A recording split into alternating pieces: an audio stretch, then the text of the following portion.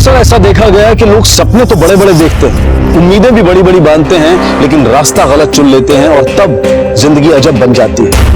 और कई बार बेहतर जिंदगी जीने का सपना जुर्म की शक्ल ले लेता है और ये जिंदगी बदतरीन अंजाम का शिकार बन जाती है।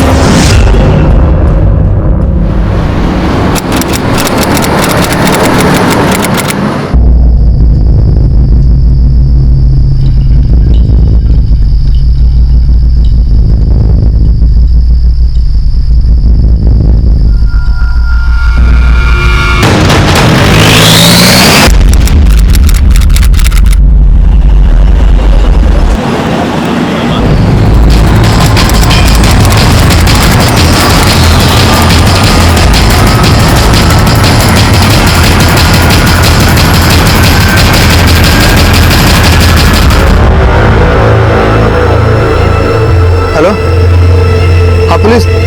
सर एक रोड पे एक्सीडेंट हो गया sir.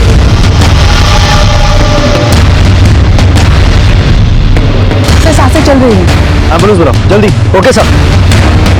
Sir hit and run का केस लगता है। इतनी जल्दी हम किसी नतीजे पे नहीं पहुंच सकते। आसपास के लोगों से पूछताछ करो, कुछ देखा है क्या किसी ने?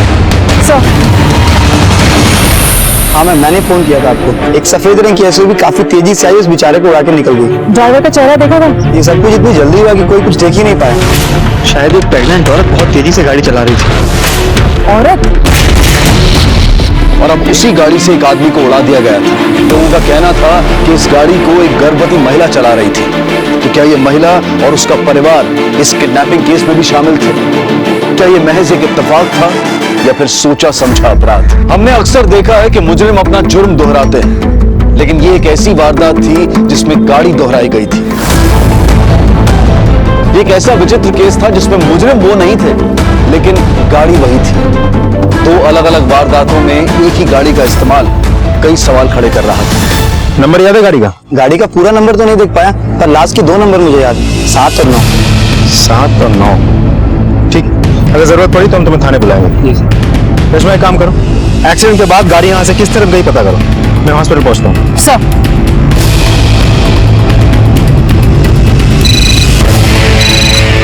हेलो सर, धर्मपुरा रोड के पास एक एक्सीडेंट हुआ है। विक्टिम जिंदा है, हमने हॉस्पिटल पहुंचा दिया। ठीक है, तुम पहुंचा, मैं यही आता हूँ।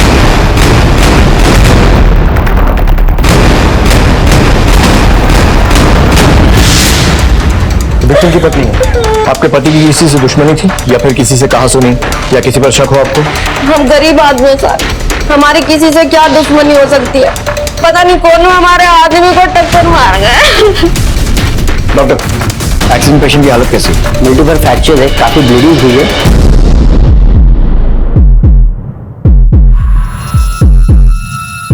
अगर विक्टिम की किसी से कोई दुश्मनी नहीं है तो शायद random hit and run case भी हो सकता है, लेकिन ये भी हो सकता है कि किसी ने जानबूझकर निशाना बनाया हो, उसकी पत्नी को मालूम नहीं। शहर में जितने भी व्हाइट एसयूवी हैं जिनके रजिस्ट्रेशन में 7 और 9 है, उनकी लिस्ट निकल लो। सर चलो।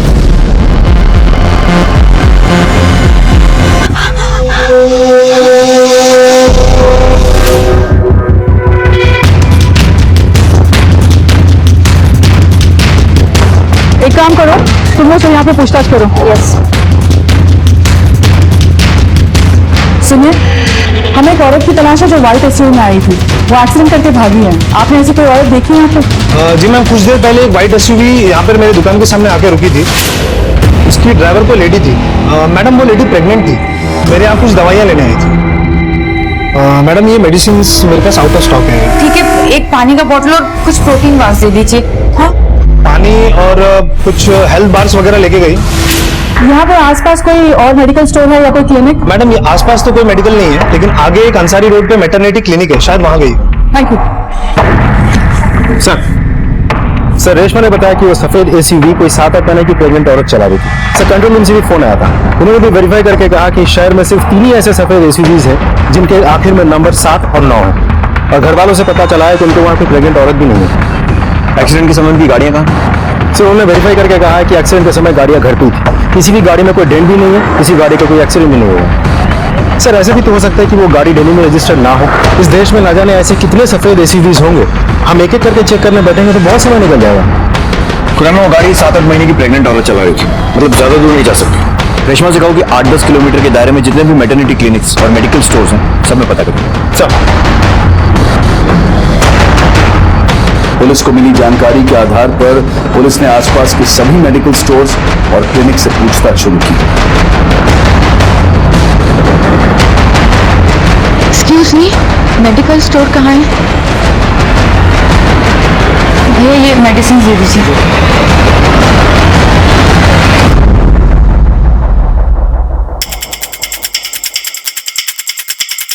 सुनिए। हाँ मैम। क्या आपने यहाँ पे कुछ देर पहले एक प्रेग्नेंट औरत को आते हुए देखा है, एक व्हाइट एसयूवी में? हाँ मैम, आई थी। वो हमारे मेडिकल स्टोर के बारे में पूछ रही थी। कहाँ है आपका मेडिकल स्टोर? मैम आगे से लेफ्ट। Thank you. वेलकम। अरे रघु, तुम्हें पता है आज हॉस्पिटल में पुलिस आई है। तो क्या हुआ, यहाँ तो रोज का काम है। बस दे दीजिए, हो गया ये लीजिए। एक्सक्यूज मी, यहाँ पे थोड़ी देर पहले कोई प्रेग्नेंट औरत आई थी? हाँ मैम, एक औरत आई थी, जल्दी में मेडिसिन का अपना पर्चा भूल गई। अच्छा। शिल्पा यादव, डॉक्टर राधिका गुप्ता, दिलशाद गाड़ी। जी हाँ मैडम, ये शिल्पा मेरी ही पेशेंट है। इनके पति का नाम जयंत है। यहाँ एमजी रोड के पास मंदिर के सामने कृष्णा कोऑपरेटिव सोसाइटी में होती है। Hello sir. हाँ, उस प्रेग्नेंट औरत के घर का पता चल चुका है। तुम लोग वहां पहुंचो, हम भी पहुंच रहे हैं।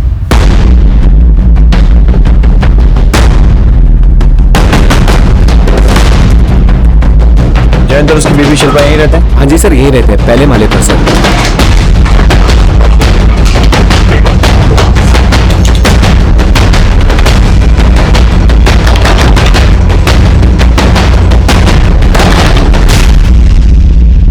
क्या हुआ साहब?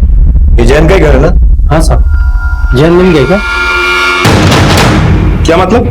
वो 3-4 दिन से गायब है, उसके लिए उसकी वाइफ ने मिसिंग कंप्लेंट लिखाई हुई है। सर, मैंने क्रॉस चेक कर लिया। शिल्पा के पति पिछले 3 दिनों से गायब है। शिल्पा ने मिसिंग रिपोर्ट भी लिखवाई थी। ये रही रिपोर्ट की कॉपी। ये चक्कर क्या है? पहले उसका पति गायब होता है, फिर हफ्ते भर बाद Shilpa hit and run case में इन्वॉल्व होती है और उसके बाद पुलिस से छिपती फिर रही है। इस रिपोर्ट के हिसाब से जयंत 15 जून को आखिरी बार राजनगर गाजियाबाद में देखा गया था, जिसके बाद से उसका कोई पता नहीं है। और अब शिल्पा गायब है। तो समझ में नहीं आ रहा, एक 7-8 महीने की प्रेग्नेंट औरत एसयूवी लेकर कहाँ जा रही थी? वो किसी से भाग तो नहीं रही थी, और शायद इसी चक्कर में उससे एक्सीडेंट हो गया हो। शिल्पा के घर का सर्च वारंट निकलवाओ, शायद वहां से कोई क्लू मिले। हाईवे पेट्रोल से गाड़ी की कोई खबर? अभी तक तो नहीं सर।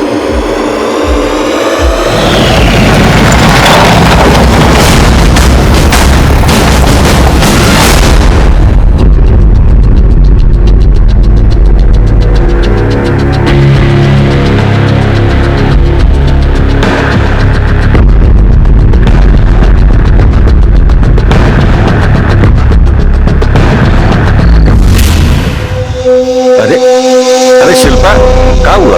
आंखें बंद रखना। हाँ ठीक है। चलो खड़े हो जाओ। अरे हुआ का ही तो बताओ। अब आंखें खोलो, खोल के देखो।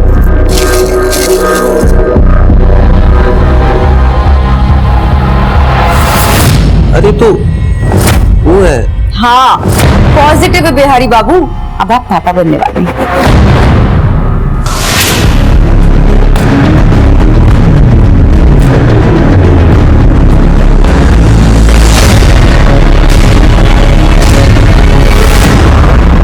साधारण से दिखने वाले इस केस में आगे चलकर कत्ल और कई और संगीन अपराध जुड़ने वाले थे। पुलिस के लिए उलझनों का जाल बुना जाने वाला था।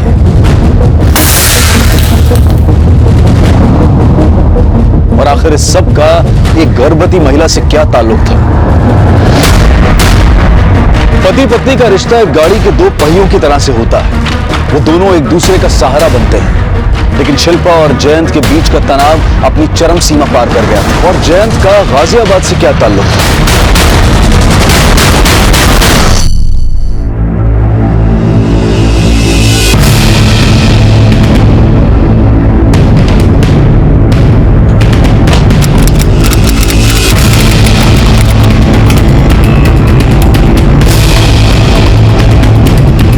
पूरे घर में अच्छे से सर्च करो। सर,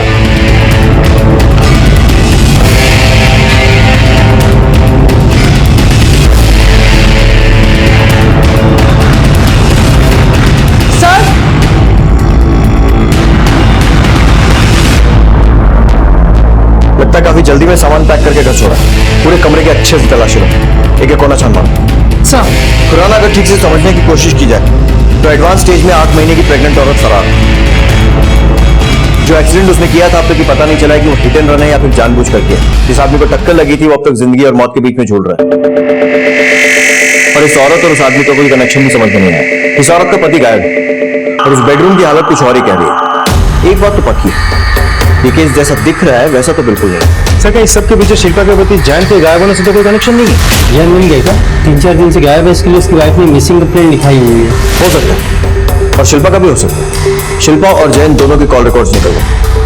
इन दोनों पति पत्नी के बीच में कुछ तो जरूर ऐसा हुआ है कि नौबत यहां तक आ पहुंची। पता करो कि ये घर किराए का है या फिर खुद का। सारे एंगल चेक करो। सर पूरे घर की तलाशी ले ली लेकिन हमारे काम की कोई चीज नहीं मिली है। ठीक है, आस पड़ोस में पूछताछ करो, देखो क्या इन्फॉर्मेशन मिलती है। सर सब दिखने में तो अच्छे भले लोग थे, 2 साल पहले आए हुए थे नैनी शादी करके। शिल्पा दिल्ली की थी और जयंत बिहार का था। सब लव मैरिज की थी, उसके अलावा कुछ नहीं पता। सर जब से यहाँ रहने आए हैं तब से मैं इनके घर में काम करती हूँ। दोनों में आपस में बहुत लड़ते झगड़ते थे। अरे शिल्पा, गाड़ी की चाबी देखिए क्या मेरे? देख नहीं रहा क्या? यहाँ रखी है। गाड़ी के लिए तो पूरा टाइम है ना तुम्हारे पास, और अपनी बीवी के लिए बिल्कुल टाइम नहीं है। क्योंकि गाड़ी दिन भर चपड़ चपड़ करके हमारा दिमाग नहीं खाती। देखो जैन, फालतू बकवास मत करो मुझसे, समझे? तुम्हें तो बहाना चाहिए मुझसे झगड़ा करने का। तो अगले बार से आरती करेंगे हम आपकी। अभी फोनवा में घुसी थे ना, घुसे रहिए। इन झगड़ों की वजह मालूम नहीं सर। अच्छा, ये गाड़ी कौन चला रहा था? गाड़ियाँ तो जैन साहब ही चलाते थे, कुछ दिनों से मैडम चलाना शुरू की है। अच्छा, ये शिल्पा का नंबर होगा तुम्हारे पास? नहीं सर। नंबर ले लो। जयंत और शिल्पा की शादीशुदा जिंदगी में पनपती तकलीफें अब एक एक करके सामने आने लगी थी। पुलिस के सामने कई सवाल थे। जयंत कहां गायब था? शिल्पा अपने गर्भ के इस नाजुक मोड़ पर कहां जा रही थी? वो अपनी और अपने बच्चे की जिंदगी को क्यों खतरे में डाल रही थी? उसका मकसद क्या था? उसने अपनी गाड़ी को साफ करके क्यों छोड़ दिया था? वो अपने किस जुर्म पर पर्दा डालना चाहती थी? सब मान लेते हैं कि पति पत्नी के बीच रिश्ता कुछ सही नहीं चल रहा था, लेकिन शिल्पा ने जयंत की मिसिंग रिपोर्ट भी तो लिखवाई थी। लोग अपने ऐप छुपाने के लिए किसी भी हद तक जा सकते हैं खुराना। हो सकता है कि ये कंप्लेंट महज एक दिखावा हो। हमें शिल्पा और जयंत तक जल्द से जल्द पहुंचना होगा। हॉस्पिटल से क्या खबर? सर अभी तक होश नहीं आया। शिल्पा का फोन ट्रेस करो और उसकी करंट लोकेशन पता करो। उसकी गाड़ी के बारे में कुछ पता चला? सर बिल्डिंग के सिक्योरिटी गार्ड से हमें गाड़ी का नंबर तो मिल गया। गुड। दिल्ली और गाजियाबाद में उन दोनों के लिए लुकआउट नोटिस इशू करवा दो। सर भैया जी प्लीज बस स्टैंड छोड़ दीजिए।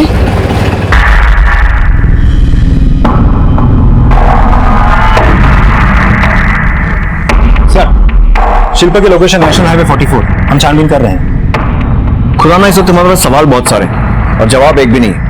सिर्फ एक लीड है, गाजियाबाद, जहां जयंत की लास्ट लोकेशन ट्रेस हुई थी। सर जयंत एक छोटी सी गारमेंट कंपनी में असिस्टेंट मैनेजर था। उसका ज्यादातर काम दिल्ली में ही था। अब तक जयंत के साथ गाजियाबाद का कोई कनेक्शन नहीं निकला, लेकिन आई विटनेस के हिसाब से शाम के करीब 4 बजे उसे गाजियाबाद के लिए बस अड्डे से बस पकड़ते हुए देखा गया। उसके बाद सर फिर वो राजनगर के 10th ब्लॉक मार्केट से शिल्पा को कॉल करता है, लेकिन शिल्पा उसका फोन नहीं उठाती। फिर उसका फोन स्विच ऑफ हो जाता है। उसके बाद से हमारे पास कोई जानकारी नहीं है सर। इसका मतलब यह है कि हमें यह भी पता नहीं है कि शिल्पा दिल्ली में ही है या फिर शायद वो भी गाजियाबाद भाग गई है। खुराना, कहीं ये दोनों पति पत्नी का प्लान तो नहीं? हेलो, ओके ठीक है, thanks. Sir Ghaziabad police station से फोन था। जैन की गाड़ी के लिए हमने जो लुकआउट नोटिस इशू किया था उससे एक शॉकिंग चीज सामने आई है।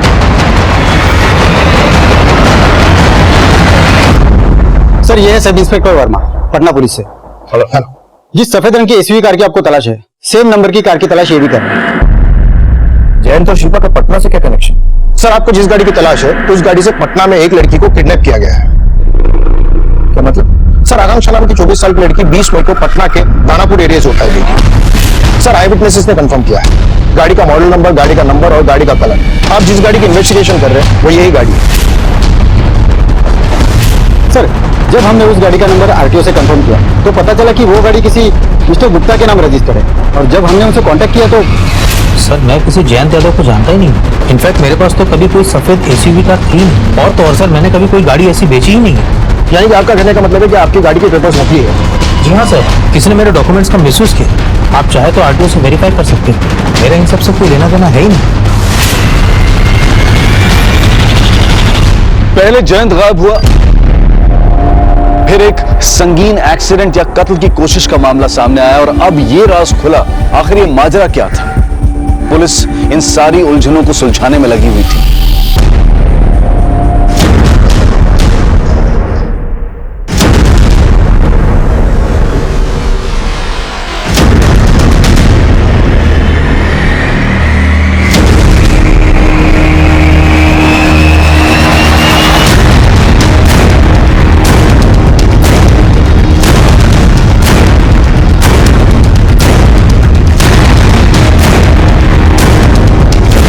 ये सिर्फ एक इत्तेफाक तो नहीं हो सकता। पहले जैन की गाड़ी से एक लड़की की किडनैपिंग हो जाती, फिर जैन खुद गायब हो जाता। कहीं ऐसा तो नहीं कि सब कुछ करके जैन खुद ही अंडरग्राउंड हो गए हो? मुझे आकांक्षा किडनैपिंग केस की सारी डिटेल्स चाहिए। पटना पुलिस की सस्पेक्ट लिस्ट में जो लोग हैं उनके नाम, किडनैपिंग के दिन और वक्त, जैन की लोकेशन। पता करो कि उस दौरान वो कहाँ था और किस किस के टच में था। सर, इस जैन और आकांक्षा के बीच कोई चक्कर तो नहीं चल रहा? ऐसा भी तो हो सकता है कि जैन और आकांक्षा मिलकर कहीं गायब हो गए, या फिर शिल्पा ने गायब करवा दिया। इस शिल्पा की भी पूरी हिस्ट्री निकालो। मुझे इनके पैदा होने से लेकर गायब होने तक की हर छोटी से छोटी डिटेल चाहिए। सर।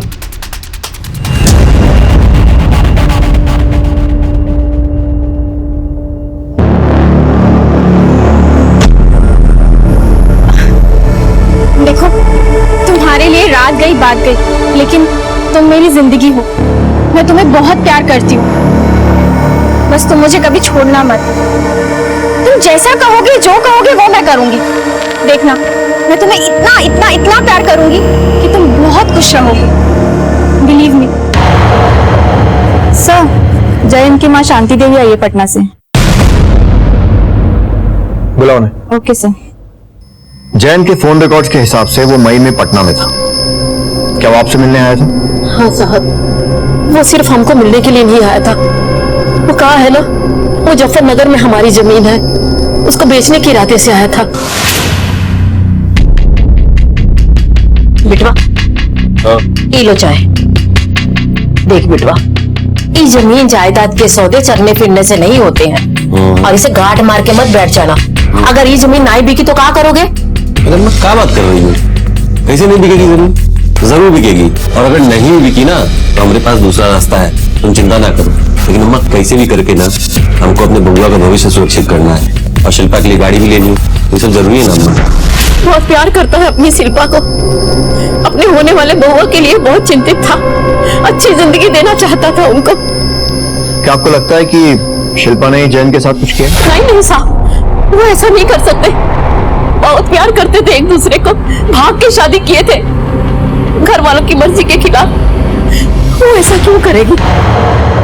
एक तरफ पुलिस को जयंत के आकांक्षा के अपहरण में शामिल होने के सबूत मिल रहे थे, तो दूसरी तरफ गैर जिम्मेदार दिखने वाला जयंत अपने आने वाले बच्चे की जिंदगी को बेहतरीन बनाने के लिए फिक्रमंद था। तो क्या उसकी जमीन की सौदेबाजी से कोई राज जुड़ा था? उसका दूसरा प्लान क्या था? ऐसा क्या हुआ था उनकी जिंदगी में कि पति गायब और पत्नी दर-दर की ठोकरें खा रही थी? लेकिन यह तो साफ था कि जैसा दिखाई दे रहा था वैसा बिल्कुल नहीं था। पुलिस मामले की तह तक जाने के लिए पूरी कोशिश कर रही थी। सर, शिल्पा की व्हाइट एसयूवी उस्मानपुर फॉरेस्ट के पास खड़ी हुई है। शिल्पा ने अगर गाड़ी छोड़ दी, इसका मतलब वो अब तक दिल्ली में ही थी, और अब उसके पास कोई ट्रांसपोर्ट नहीं होगा। पता करो कहीं वो अपने माँ बाप के यहाँ तो नहीं गई। मैंने कंफर्म किया, वो अपने माँ बाप के वहां नहीं गई। दिल्ली से बाहर जाने वाले सभी रास्तों पर नजर रखो, और रेलवे स्टेशन, बस अड्डों पर उसकी फोटो सर्कुलेट करवाओ, और आसपास के हॉस्पिटल्स पर भी नजर रखो। सर।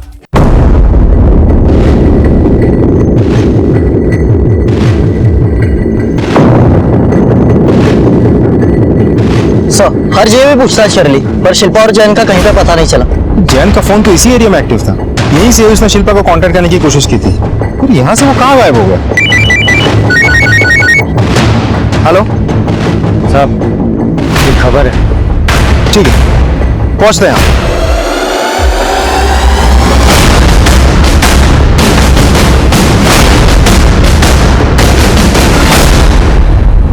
शिल्पा जी, डॉक्टर के हिसाब से अब आप हमारे सवालों के जवाब दे सकती हैं। तो अब ये बताइए कि भाग क्यों रही, और जिस आदमी को आपने टक्कर मारी, क्या आप उसे जानती हैं? सर, वो गलती से टक्कर लग गई और मैं उसे नहीं जानती। मैं बहुत घबरा गई थी, इसलिए मैं जल्दी जल्दी में वहां से भाग गई। क्यों? क्योंकि सर, मुझे मेरी और मेरे बच्चे की जान का खतरा था। खतरा? किससे? सर, कई दिनों से कोई मुझ पर नजर रख रहा है, कोई मेरा पीछा कर रहा है, और मैं नहीं जानती वो कौन है, उसका चेहरा भी ढका हुआ था। मैं आपके पास ही आ रही थी, लेकिन मेरे हाथों एक्सीडेंट हो गया और मैं भाग निकली।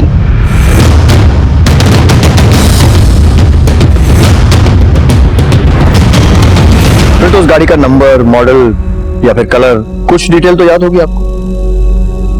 सर मुझे याद नहीं है। मैं बहुत घबराई हुई थी। अगर आपकी बात को सही मान भी लिया जाए तो एक्सीडेंट के बाद आप भागी क्यों?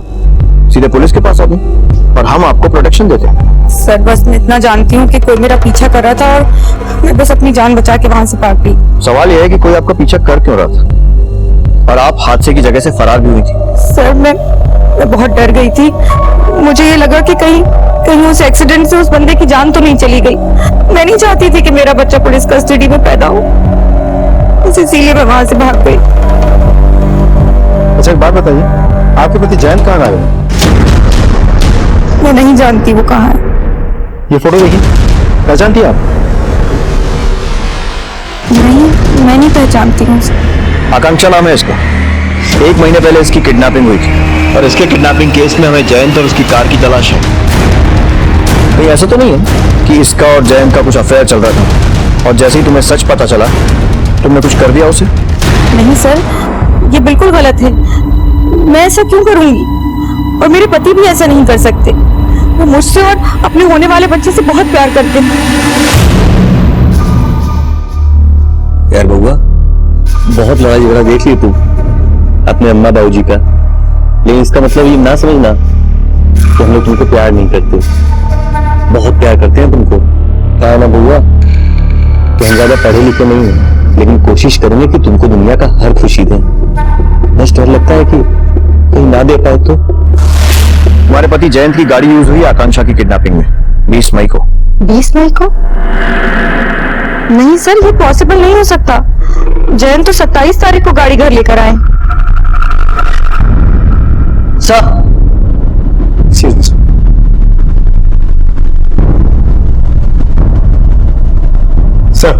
एक मिनट। सर आकांक्षा की किडनैपिंग हुई थी 20 मई को और इन पेपर्स के मुताबिक जैन ने गाड़ी खरीदी थी 15 मई को, मतलब किडनैपिंग के 5 दिन पहले। शिल्पा जी, आपको पूरा यकीन है कि आप कुछ भूल नहीं रही हैं या फिर कुछ छुपा नहीं रही हैं और पूरा सच बता रही हैं हमें? सर मैं क्यों आपसे कुछ छुपाऊंगी, बल्कि मैं तो आपको रिक्वेस्ट कर रही हूँ कि आप प्लीज मेरे पति को ढूंढिए। सर गाड़ी के रजिस्ट्रेशन के पेपर्स के हिसाब से जयंत ने गाड़ी खरीदी थी 15 मई को, यानी कि आकांक्षा की किडनैपिंग से पहले। और शिल्पा का कहना है कि जयंत पहली बार घर गाड़ी लेकर आया था 12 दिन बाद, मतलब 27 मई को। और गाजियाबाद पुलिस ने जब आरटीओ और पुराने ओनर एमसी गुप्ता से बात की तो पता चला कि ये सारे पेपर्स फर्जी है, इस नाम का कोई नहीं है। इसका मतलब जयंत ने पहले ही गाड़ी खरीद ली थी या चुरा ली थी और शिल्पा से ये बात छुपाई और आकांक्षा की किडनैपिंग के बाद गाड़ी घर लेकर आए। सर फॉरेंसिक डिपार्टमेंट ने ब्लड और डीएनए टेस्ट के लिए गाड़ी को बहुत बारीकी से चेक की, लेकिन कुछ नहीं मिला। गाड़ी क्लीन है। उनका कहना है कि किसी ने स्पिरिट का इस्तेमाल करके पूरी गाड़ी का बहुत अच्छे से सफाई कर दी है ताकि कोई सबूत ना रह जाए। खुराना, शिल्पा की बात या तो पूरी तरह सच है या फिर बहुत अच्छी तरह सोची समझी गई कहा। क्या वाकई में कोई उसका पीछा कर रहा है? सर मैंने उसके फोन रिकॉर्ड चेक किए। जिस वक्त जैन गाजियाबाद से गायब हुआ उस वक्त शिल्पा दिल्ली में ही थी। हो सकता है कि ये सब जयंत का रचा हुआ ही खेल और शिल्पा इस सब से अनजान। क्या पता शिल्पा पर हुए अटैक्स में भी जयंत का ही हाथ हो सकता है सर। शिल्पा के हाथों अनजाने में एक्सीडेंट हुआ ये बात तो साफ हो गई, लेकिन इस केस ने पटना किडनैपिंग केस की तहकीकात को एक नया मोड़ दे दिया जिसमें जयंत और शिल्पा शक के घेरे में थे। खुराना, अगर शुरू से देखा जाए जयंत ने पहले गाड़ी की और आकांक्षा अभी भी गायब है। सिर्फ जयंत खुद पटना से और आकांक्षा भी पटना से ही है। हो ना हो ये जयंत और आकांक्षा के बीच कोई ना कोई कनेक्शन तो जरूर है। मुझे लग रहा है कि इस जुर्म की जड़ें पटना में कड़ी है। पटना पुलिस को इन्फॉर्म करो कि हम पहुंचे। सर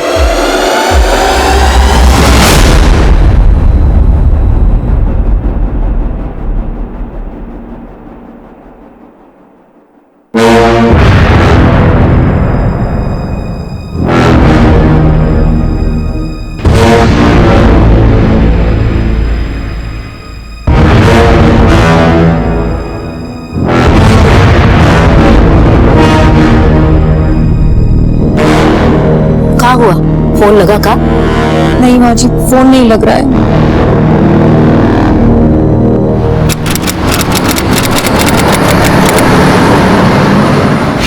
आकांक्षा के मिसिंग केस में एक बात तो मैं खटकी थी, वो किडनैप तो हुई थी 20 मई को, लेकिन उसके पिताजी ने उसकी गुमशुदगी की रिपोर्ट 27 मई यानी एक हफ्ते के बाद दर्ज कराई थी, और उनका कहना यह था कि वो खुद उन्हें ढूंढ रहे थे। ये बड़ी अजीब बात।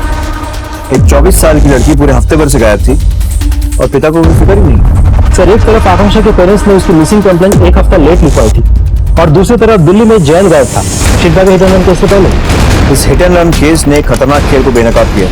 शिल्पा और आकांक्षा दोनों के केस में मुख्य किरदार है जैन, लेकिन आकांक्षा के पिता ने ऐसा क्यों किया होगा? कौन है साहब ये? मैंने इन्हें इससे पहले कभी नहीं देखा। देखिए, हमें ऐसी जानकारी मिली है इनका आपकी बेटी आकांक्षा के साथ कोई कनेक्शन हो सकता है। और वो कनेक्शन क्या है ये आप बताइए। सच बताएंगे तो शायद अपनी बेटी से दोबारा मिल पाएंगे। दरअसल हमारी बिटिया का किसी के साथ चक्कर चल रहा था सर। हमें लगा कि वो उस लड़के के साथ भाग गई। हमने बदनामी के डर से पुलिस स्टेशन में कंप्लेंट नहीं की। किस लड़के के साथ चक्कर था? पक्का इन दोनों में से कोई नहीं था? नहीं साहब, हमने इन्हें कभी नहीं देखा। ठीक है, आप जा सकते हैं। नमस्ते सर, मुझे अब भी लगता है जैन का इस आकांक्षा और शिल्पा के साथ दोहरा रिलेशन इस मामले की जड़ है। आराम से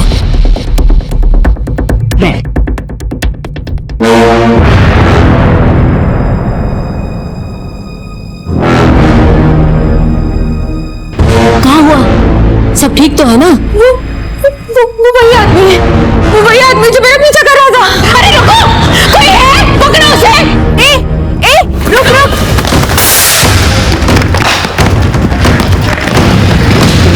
रुक, उतर नीचे। रुक।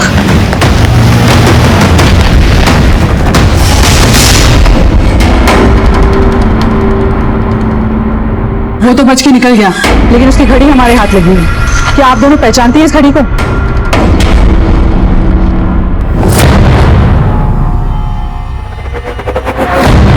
ये घड़ी तो जयंत की है। सर, अब दिल्ली से सब इंस्पेक्टर रेशमा का फोन आया था। शिल्पा ने जिस आदमी का जिक्र किया था वो हॉस्पिटल तक पहुंच गया था।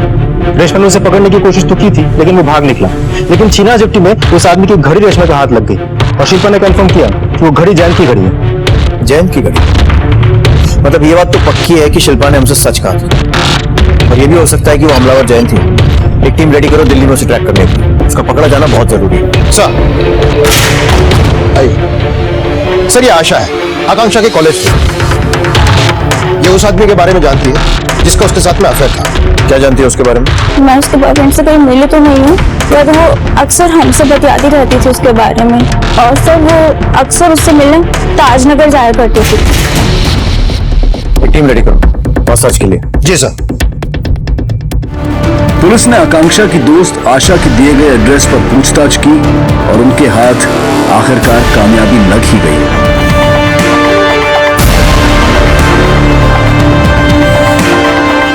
सर, ये यही घर है जहां आकांक्षा को अक्सर आते जाते देखा गया है। सर, लगता है कई दिनों से यहाँ कोई आया नहीं है। सारे रूम्स अच्छे से चेक करो। जी सर।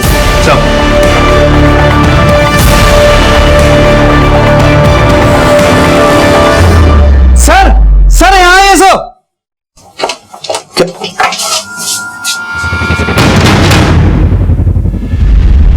सर, किसी अजय नाम के बंदे ने यह घर रेंट पे लिया था। मकान मालिक का कहना है कि वो पिछले 1 साल से यहाँ रह रहा था। जी सर, मैंने फोटो से मैच करके कंफर्म किया, ये लाश अजय की है। अजीब बात है, इस आकांक्षा का अफेयर जैन के साथ चल रहा था या फिर इस अजय के साथ, या फिर हमें गुमराह किया जा रहा है? सर, ड्राइवर से मोबाइल मिला है बट डिस्चार्ज है। Okay sir.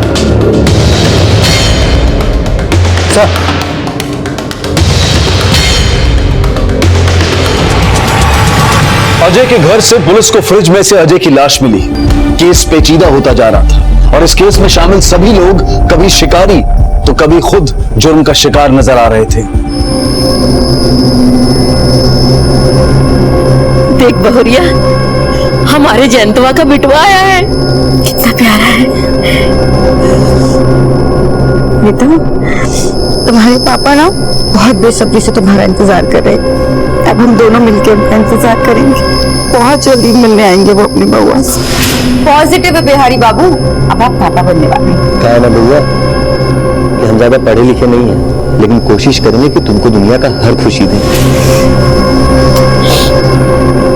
सर, लाश के पोस्टमार्टम रिपोर्ट के हिसाब से उसकी मौत आकांक्षा की किडनैपिंग के 1 हफ्ते के अंदर ही हो चुकी थी।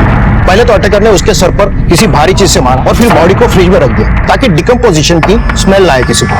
सर, जैन के कॉल रिकॉर्ड के मुताबिक जैन तो अजय के लोकेशन पटना से मैच नहीं कर रहे हैं, लेकिन अजय उस वक्त दानापुर में ही था जिस वक्त आकांक्षा की दानापुर से किडनैपिंग हुई थी। इसका मतलब आकांक्षा की किडनैपिंग में अजय कहाँ था, जैन का नहीं? सर, अजय के बारे में मैंने पूछताछ की थी। उसे अक्सर महंगी एसयूवी गाड़ी में लड़कियों को घुमाते हुए देखा गया है। हो सकता है आकांक्षा भी उसी श्रृंखला की कड़ी हो। लेकिन आकांक्षा की किडनैपिंग में जैन का नाम आया और गाड़ी भी उसी की थी। जरूर अजय और जैन के बीच में कुछ ना कुछ तो हुआ है और इसीलिए जैन गायब हुआ। सर, आकांक्षा भी तो हो सकती है। ऐसा भी हो सकता है एक को साथ मिलाकर दूसरे को रास्ते से हटा दिया। केस तो उलझ नहीं जा रहा। पुलिस ने जयंत और अजय के बीच कनेक्शन ढूंढने के लिए पूछताछ शुरू की और आखिरकार उनके हाथ सफलता आ ही गई। सुनो, यस मैडम। इन दोनों को देखो, इनको कहीं देखा है यहाँ पे? हाँ मैडम, इस आदमी को अक्सर इस गैरेज में आते जाते देखा है, लेकिन इस दूसरे को नहीं देखा। किसका है ये गैराज? राजेश, लेकिन 1 हफ्ते से बंद है अभी। नंबर है इसका? हाँ नंबर है। तो सर, रेशमा ने बताया राजनगर में और पूछताछ करने के बाद किसी ने बताया कि 10 ब्लॉक के मार्केट के पास के गैराज में जैन को 1-2 बार देखा गया। गैराज के मालिक का नाम है राजेश शर्मा। सर, ये राजेश शर्मा की फोटो।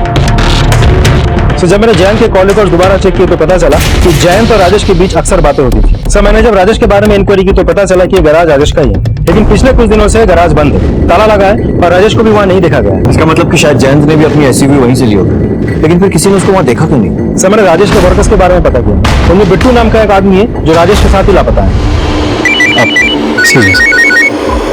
हेलो सर, हॉस्पिटल से फोन। रिटर्न एंड विक्टिम को होश आ गया।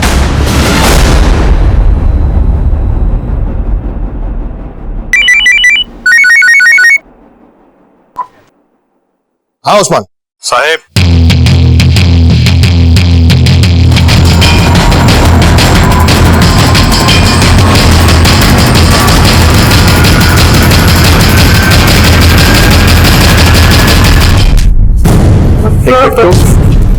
सच बोलेगा कम पिटेगा और हो सकता है हड्डियां भी कम टूटे।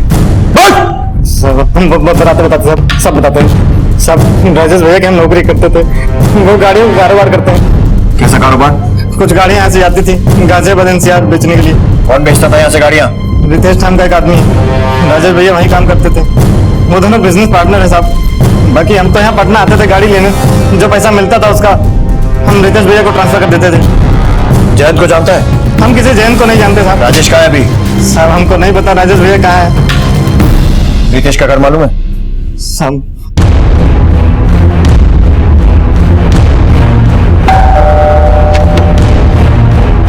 जी, रितेश आप? पुलिस?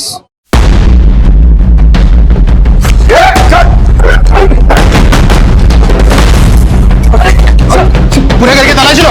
Okay sir.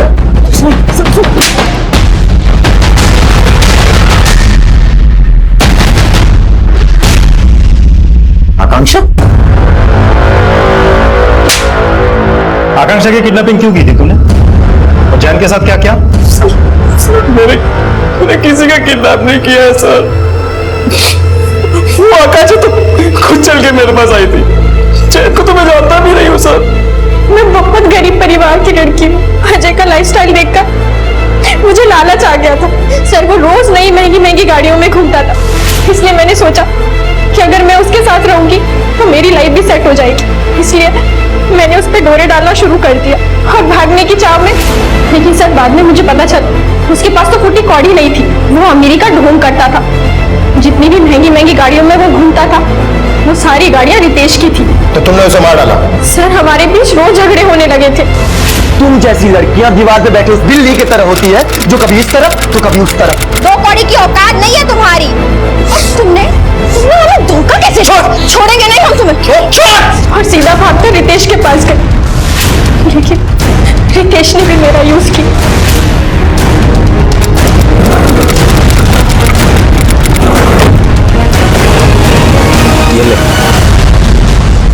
सिर्फ इसी उम्मीद में कि मैं एक ना एक दिन उसे अपना लूंगी। तुम मेरी जिंदगी हो, मैं तुम्हें बहुत प्यार करती हूँ। तुम जैसा कहोगी, जो कहोगी वो मैं करूंगी। बस तुम मुझे कभी छोड़ना मत। जैन से क्या कनेक्शन है तुम्हारे? सर मैं किसी जैन को नहीं जानती।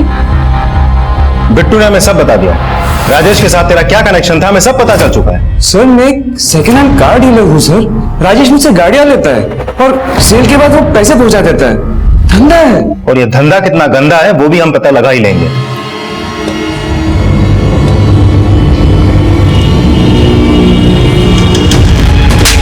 हम जानते थे कि तू शिल्पा को अकेले देखकर उस पर हमला जरूर करेगा, इसलिए तुझे बिल से निकालने के लिए हमें शिल्पा की मदद लेनी पड़ी। ले जाओ इसे। सब मेरी बात सुनो सब मेरी। शिल्पा जी, कानून की मदद करने के लिए बहुत बहुत शुक्रिया। हम कोर्ट से दरख्वास्त करेंगे कि आपकी सजा कम से कम हो।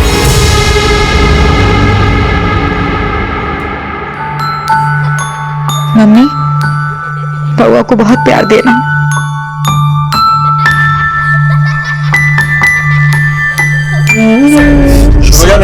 सब बता दो साहब,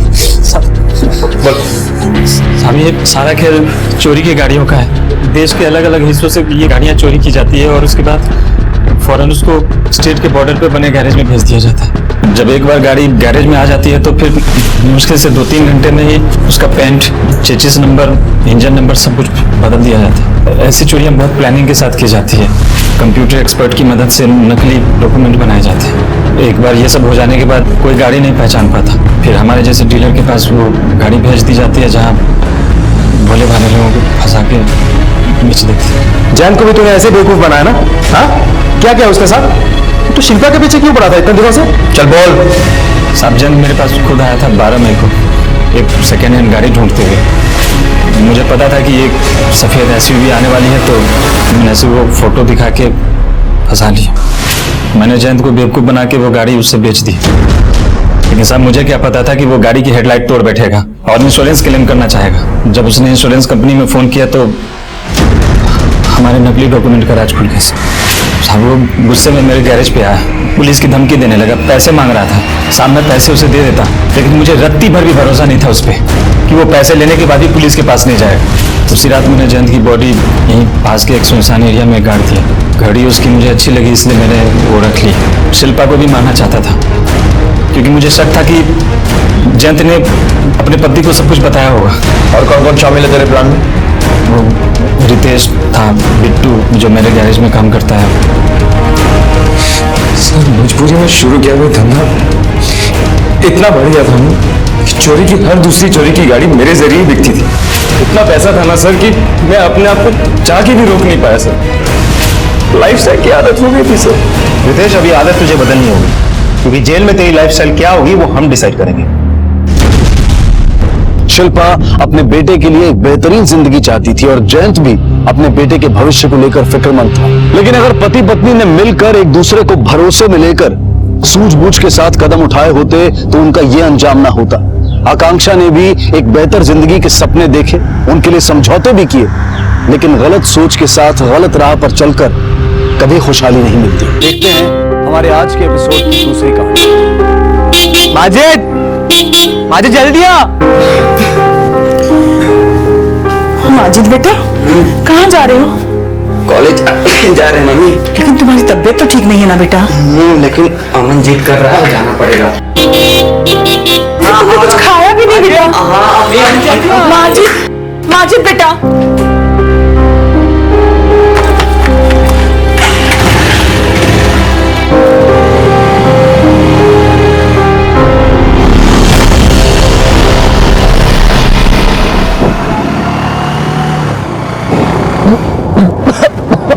अमन धीरे चला, मेरी तबीयत नहीं सही है। कुछ नहीं होगा।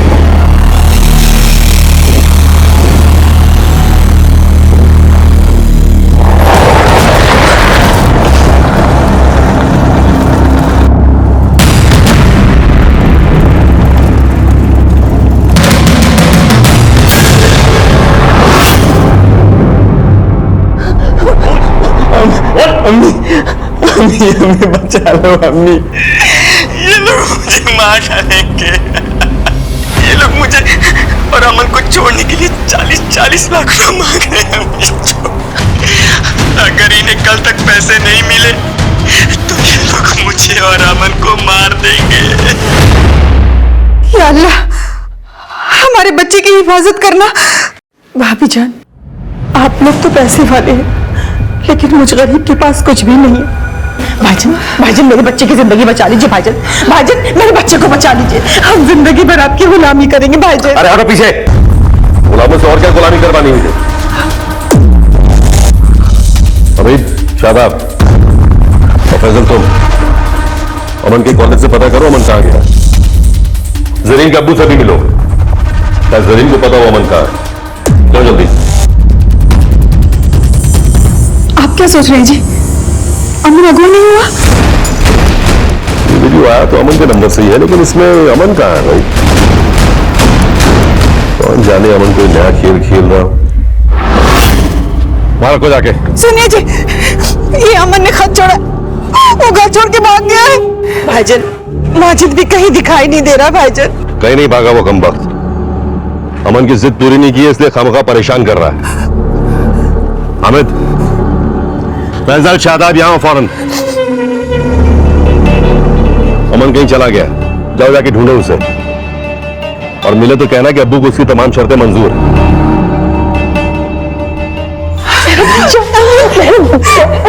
क्यों बरखुरदार, कहां थे अब तक? बहुत नाम रोशन कर रहे हैं आप।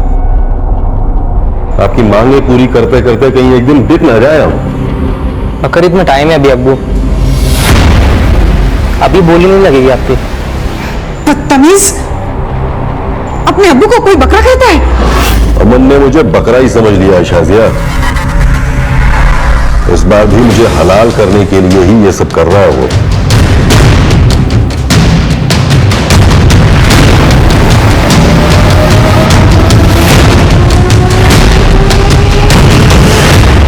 आप सबने उस गडरिये की कहानी तो जरूर सुनी होगी जो बार बार ये झूठ बोलता था कि शेर आया और सबको परेशान करता था, लेकिन जब असल में शेर आया तो किसी ने भी उसकी बात पर विश्वास नहीं किया। इस केस में भी ऐसा ही कुछ होने वाला था। अमन के पिता आतिफ ये मानने को तैयार ही नहीं थे कि अमन किडनैप हुआ था। आतिफ से नाउम्मीद होकर आतिफ की छोटी बहन और माजिद की अम्मी आयशा माजिद की चचेरी बहन नूर के साथ पुलिस स्टेशन जा पहुंची। लेकिन जब पुलिस ने वो वीडियो देखा तो पुलिस का भी वही सवाल था जो अमन के अब्बू आतिफ का था।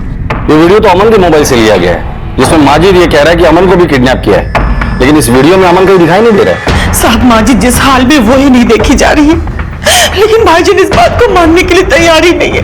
ये भाईजान कौन? अमन के अब्बू मेरे बड़े भाई हैं, लेकिन उन्हें मेरी माजिद की जरा भी फिक्र नहीं है साहब। वो तो ये भी मानने को तैयार नहीं है कि अमन अगवा हुआ है, बल्कि उन्हें ये लगता है कि हमारा अमन बिल्कुल सही सलामत है। उन्हें ऐसा क्यों लग रहा है कि अमन सही सलामत होगा? क्योंकि साहब उन्हें लग रहा है अमन हर बार की तरह कोई खेल ही खेल रहा है। खेल खेल रहा है मतलब? तो साहब, अमन बहुत बिगड़े थे, आए दिन अपने अब्बू को चूना लगाता रहता है, जिसके चक्कर में हम सब पिसते हैं। अब कहना क्या चाहती है, साफ साफ कहिए। अब्बू, अमन और माजिद दोनों कॉलेज नहीं पहुंचे। अय्यूब और उसकी बेटी से पता किया? उनको कुछ भी मालूम नहीं है। अब्बू, ये अमन का खेल नहीं, ये किडनैपिंग का मामला लग रहा है। अपने बेटे की रग रग से वाकिफ हूं मैं। ये सब अमन का ही खेल है। लेकिन अगर ये खेल है तो इसका मतलब ये है कि माजिद भी इस खेल में शामिल है। लेकिन अगर ये खेल होता साहब तो मेरे माजिद के जख्म असली ही सही, पर वो जख्म अमन ने दिया या किसी और ने, इसका पता तो हम लगा ही लेंगे। इन दोनों को आखिरी बार कब देखा था? आज सुबह में साहब माजिद की तबीयत ठीक नहीं थी, बल्कि आज तो उसका कॉलेज जाने का दिल भी नहीं था। तो अमन जबरदस्ती अपने साथ माजिद को लेकर गया और 4 घंटे के बाद अमन के मोबाइल से ये वीडियो आपको मिला। जी साहब, अगर ये कोई खेल नहीं और वाकई में किडनैपिंग है तो वक्त बहुत कम है हमारे पास, मोहलत कल तक की दी गई है। सर, क्या वाकई में अमन के अब्बू इसे अमन की किडनैपिंग का खेल समझ रहे हैं, या फिर माजिद की फिरौती के 40 लाख रुपए देने से पल्ला झाड़ रहे हैं? ये वीडियो माजिद की अम्मी को आया था, पता करो अमन के अब्बू को ऐसा कोई वीडियो या कॉल आया था या नहीं। Okay sir. माजिद की अम्मी आयशा की शिकायत पर माजिद और अमन की किडनैपिंग का एंगल इन्वेस्टिगेट करते हुए उन्हें तलाशा जा रहा था, और इसी दौरान पुलिस एक नई सूचना के साथ अमन के अब्बू आतिफ से मिलने पहुंची। वीडियो आने के 4 घंटे पहले अमन के मोबाइल से आपको भी कॉल आया था। क्या वो कॉल अमन ने किया था या? मुझे फोन अमन ने ही किया था। मैं मानता हूं कि अभी उसका फोन बंद है, लेकिन ना तो अमन किडनैप हुआ और ना ही माजिद। हमें आपकी कोई मदद नहीं चाहिए। माजिद की अम्मी भी केस वापस ले लेगी। क्यों? किडनैपर्स को 80 लाख देने का फैसला कर लिया क्या आपने? सर हम आपसे कह रहे हैं ना, ये किडनैपिंग का मामला है ही नहीं। अगर ये अमन का कोई खेल है ना, तो अमन घर नहीं लॉकअप में जाएगा। गिल्ली डंडा नहीं खेल रहा है वो, लॉ एंड ऑर्डर के साथ खेल रहा है।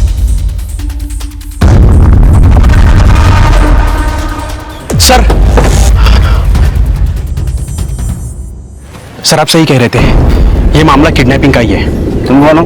फैजल, अमन का जीजा। सर मेरे ससुर किसी की सुन ही नहीं रहे। उन्हें लग रहा है कि ये अमन का खेल है, किडनैपिंग है ही नहीं। तुम इतने यकीन के साथ कैसे कह सकते हो कि ये किडनैपिंग का ही मामला है? सर मैं सिर्फ जमाई नहीं, घर जमाई भी हूँ। 24 घंटे मेरे साले और ससुर का तमाशा देखता रहता हूँ। लेकिन इस बार अमन ने कोई खेल नहीं खेला है। मुझे लगता है शायद किसी दूसरे ने मेरे ससुर से दुश्मनी निकालने के लिए किया होगा। दुश्मनी निकाल? ठीक है, जाओ तुम। जरूरत पड़ेगी तो बुला लूंगा मैं तुम्हें। आज इस सवाल सर, कलीना क्रॉसिंग के पास जहां अमन और माजिद का फोन बंद हुआ था, वहां हमें अमन की बाइक मिली है। और कुछ? सर मामला तो किडनैपिंग का लगता है, क्योंकि जहां हमें बाइक मिली है वहां पास ही में हमें 4 व्हीलर के टायर के निशान भी मिले और साथ में बाइक के स्किड के निशान भी। ऐसा लगता है माजिद और अमन जब यहाँ से जा रहे होंगे तो किसी 4 व्हीलर ने उनका रास्ता रोका होगा। सर हो सकता है माजिद और अमन को किडनैप करके उस 4 व्हीलर में लेके गए होंगे। लेकिन जायसवाल, अगर अमन और माजिद को किडनैप किया गया है तो माजिद की अम्मी का जो वीडियो आया था उसमें सिर्फ माजिद क्यों है, अमन क्यों नहीं है?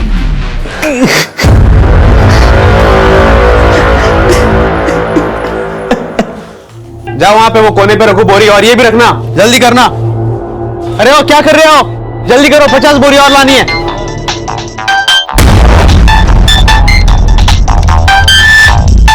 सर थोड़ी देर पहले अमन का फोन कटरा बाजार में ऑन हुआ। उसके फोन से फैजल शेख को फोन गया। फैजल शेख? ये तो अमन का जीजा है।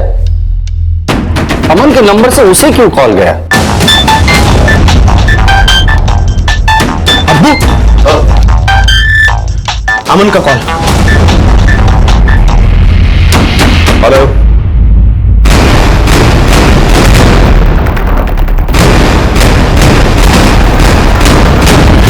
सर मुझे नहीं मालूम कि अब्बू की किससे क्या बात हुई, और थोड़ी देर बाद वहां से चले गए। कहाँ चले गए?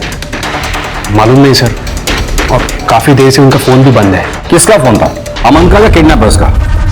पता नहीं सर, मैंने कहा ना आपको, मैंने फोन नहीं उठाया था। माजिद और अमन की तलाश में पुलिस अब अमन के अब्बू आतिफ के अचानक गायब हो जाने की पहेली समझने की कोशिश कर रही थी, लेकिन आतिफ कहां था फिलहाल ना ये पता लग पाया था और ना ही कटरा बाजार से कोई लीड मिली थी जहां से अमन के नंबर से उसके जीजा फैजल को कॉल किया गया था। पुलिस को आतिफ के लौटने का इंतजार था और काफी इंतजार के बाद आतिफ वापस आया।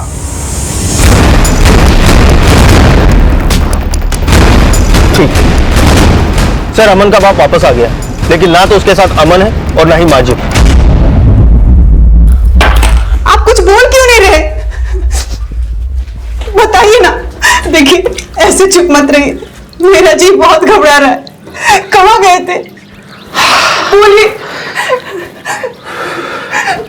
देखिए बताइए ना, अमन कहाँ है? फिक्र करने की जरूरत नहीं है, अमन शाम 6 बजे तक घर वापस आ जाएगा। क्या सच? और Majid?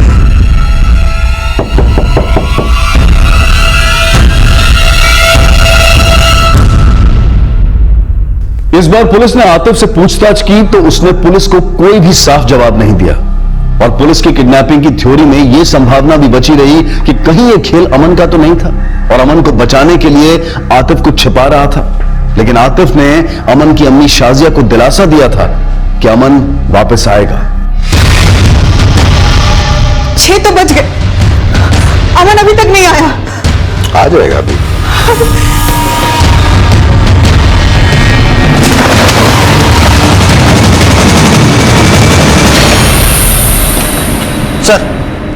Sir Wazirganj police station से कॉल आया था। उनका कहना है उनके इलाके में एक जवान लड़के की लाश मिली है। सर लाश बहुत बुरी हालत में मिली थी, इसलिए उसकी पहचान कर पाना मुश्किल है।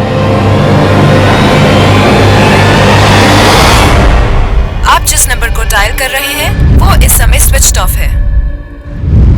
आपने तो कहा था कि अमन 6 बजे तक आ जाएगा, लेकिन अमन अभी तक नहीं आया। कुछ बोलो ना, कहाँ है अमन? अबू, अबू, पुलिस को वजीरगंज में एक बॉडी मिली है और मस्जिद की अम्मी को शिनाख्त के लिए बुलाया है। या अल्लाह, नहीं, ये मेरा माजिद नहीं है। हाँ, नहीं, माजिद, माजिद, माजिद। जयसवाल, अगर ये माजिद की लाश है तो अमन कहाँ है? सर मुझे लग रहा है आतिफ ने हमसे झूठ बोला। वो कल फिरौती की रकम लेके गया था, लेकिन सिर्फ अपने बेटे अमन की, माजिद की नहीं। और इसी वजह से किडनैपर्स ने माजिद को मार डाला। अगर ऐसी भी बात है तो भी अमन कहाँ है इस वक्त? सर हम कल शाम से अमन के लौटने का इंतजार कर रहे थे। इंतजार कर रहे थे मतलब? सर मुझसे बहुत बड़ी गलती हो गई जो हमने आपकी मदद नहीं ली। मुझे बहुत डर लग रहा है सर, कहीं माजिद की तरह मेरे अमन को भी वो लोग मतलब कौन लोग? ये तो मालूम नहीं है सर, लेकिन कल फैजल के फोन पे अमन के नंबर से जो कॉल आया था वो दरअसल फिरौती का ही कॉल था। हेलो, अगर अमन और माजिद की सलामती चाहते हो तो आज 80 लाख मिल जाने चाहिए। देखो मैं सिर्फ 40 लाख दे सकता हूं, लेकिन मेरे अमन को कुछ नहीं होना चाहिए। सर मैं मानता हूं कि मैंने माजिद की परवाह नहीं की, लेकिन मेरा यकीन मानिए सर, फिरौती में देने के लिए मेरे पास 80 लाख रुपए नहीं थे। 40 लाख रुपए आपने किसको दिए थे? सर उसने कहा था कि गोंडा लखनऊ हाईवे पर देहना गांव की तरफ जाने वाला एक जंगल का रास्ता है, मैं वहां जाऊं और वहां पर एक पेड़ होगा जिस पर एक क्रॉस का निशान होगा, उसके नीचे पैसे रख दो। सर मैंने बिल्कुल वैसा ही किया जैसे उन्होंने कहा, लेकिन मेरा अमन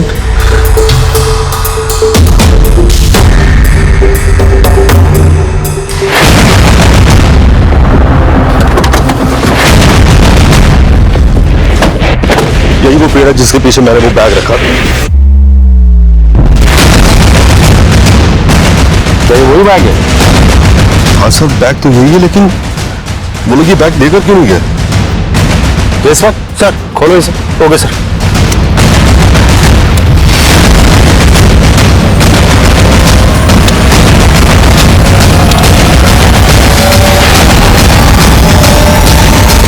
ये बात समझ से परे थी कि किडनैपर्स फिरौती का पैसा लेके क्यों नहीं गए।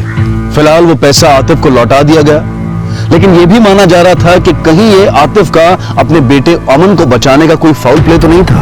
अपने अब्बू के साथ फरेब के खेल खेलना अमन की आदत में था, लेकिन ये अमन का कोई खेल था या फिर किडनैपिंग, ये अब भी साफ नहीं था। लेकिन खिलवाड़ माजिद की जिंदगी के साथ हुआ था, यह बिल्कुल साफ दिखाई दे रहा था।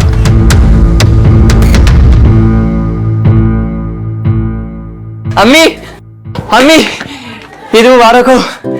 तुम्हें भी ईद मुबारक हो। और दिन में कितनी बार ईद मुबारक कहेगा? अरे अम्मी असल ईद मुबारक तो अब हुई है। अच्छा, ये देखो, ये क्या है? हमने सरकारी नौकरी के लिए इम्तिहान दिया था और मुझे नौकरी मिल गई अम्मी। अब आपको मामों के सामने हाथ फैलाने की कोई जरूरत नहीं है। हमें नौकरी के साथ साथ सरकार की तरफ से एक छोटा सा कमरा भी मिलेगा। अब हम वहीं रहेंगे अम्मी।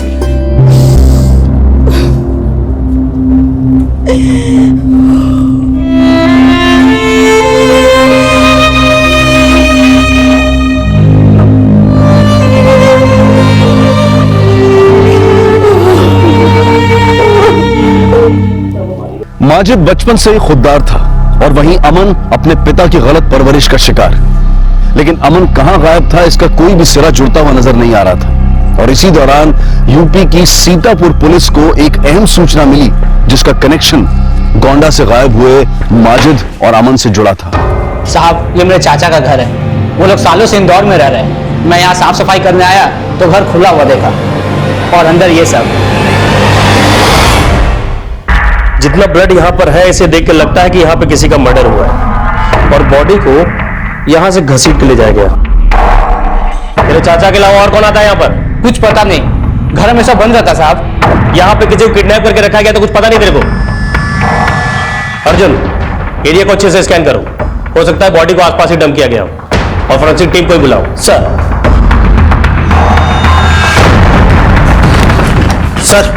माजिद की पोस्टमार्टम रिपोर्ट। सर, इस रिपोर्ट के हिसाब से माजिद की हत्या चाकू घोंप के की गई थी। सर, माजिद की हत्या उसी दौरान हुई थी जिस दौरान अमन के फोन से अमन के जीजा को कॉल गया था। सर, माजिद की बॉडी में ड्रग्स ट्रेस भी मिले। हो सकता है किडनैपर्स ने माजिद को ड्रग्स देकर किडनैप करके रखा हो। अगर माजिद को किडनैप किया गया था तो अमन कहाँ है? गोंडा पुलिस अब ये मान रही थी कि शायद माजिद की तरह अमन का भी मर्डर हो चुका है, लेकिन इस सब के पीछे किसका क्या मकसद था, ये पता करने के लिए माजिद और अमन के कॉलेज फ्रेंड्स, रिश्तेदारों से लेकर आतिफ के बिजनेस से जुड़े लोगों से पूछताछ की जा रही थी। वहीं पोस्टमार्टम रिपोर्ट आने के बाद माजिद का शव अंतिम संस्कार के लिए भेज दिया गया। सर, मैंने माजिद और अमन के बारे में उनके कॉलेज फ्रेंड से पूछताछ की तो पता चला कि अमन की कॉलेज में दादागिरी चलती थी। वो स्टूडेंट्स में भी उसका काफी खौफ था, लेकिन माजिद के बारे में सबने अच्छी बातें ही बताई। सर, आतिफ के बिजनेस से जुड़े लोग आतिफ से काफी डरते हैं। आतिफ इतना पावरफुल है कि उसके सामने किसी के खड़े होने की हिम्मत नहीं है, क्योंकि आतिफ से सभी कमजोर हैं। सर, आतिफ के रिश्तेदार वो भी आतिफ के एहसानों पे ही पल रहे थे, जैसे माजिद का चाचा शादाब। सर, वो 30 साल से आतिफ के यहाँ नौकरी कर रहा था, और उसका बेटा हामिद वो भी 9 साल से वहीं नौकरी कर रहा था। सर, उनके अलावा आतिफ ने अपने दूर के और पास के कई रिश्तेदारों को नौकरी पे रखा हुआ है। तो क्या उनमें से कोई एहसान फरामोश है जिसका अमन के गायब होने से या माजिद के मर्डर से फायदा हो सकता है? सर, माजिद के मरने से तो किसी को कोई फायदा होगा नहीं, लेकिन हाँ, अमन के मरने के बाद इसकी बहन शाहना और इसके जीजा फैजल, इन दोनों को बहुत फायदा होगा। क्योंकि सर, अमन के मरने के बाद आतिफ की सारी प्रॉपर्टी के असली हकदार उसकी बेटी शाहना और दामाद फैजल ही होंगे। और किडनैपर ने भी अमन के मोबाइल से फैजल को ही फोन किया था, और फैजल ने भी किसी का नाम लिए बगैर किसी दूसरे पर शक जताया था। मुझे लगता है शायद किसी दूसरे ने मेरे ससुर से दुश्मनी निकालने के लिए किया होगा। चलो मान लेते हैं ये सब कुछ फैजल ने किया होगा, लेकिन अमन की बहन शाहना, क्या वो उसका साथ देगी? माजिद, मेरे माजिद, मेरा माजिद। अब इस केस में माजिद और अमन के घर वालों की बुरी नीयत टटोली जा रही थी, जिसमें उंगली सबसे पहले अमन के जीजा फैसल पर उठी। सर, ये क्या कह रहे हैं आप? जो कह रहा हूं साफ साफ कह रहा हूं, सबके सामने कह रहा हूं। अब तू ही सच बता दे। देखो सर, मैं इंजीनियर हूं, अच्छा खासा कमा रहा था। शाहना ने मुझे कहा कि अपने अब्बू का बिजनेस संभालना है, इसलिए मैं यहां पे आ गया। मैं घर जमाई भी शाहना की मर्जी से बना, इसलिए नहीं बना कि मुझे अब्बू की जायदाद का लालच था। और सच बात तो यह है, मुझसे ज्यादा मेरी बीवी अमन से चिढ़ती थी, और वजह सिर्फ एक ही है, हामिद। फैसल, तू कहना क्या चाहता है? ये मुझसे नहीं अब्बू, शाहना से पूछो।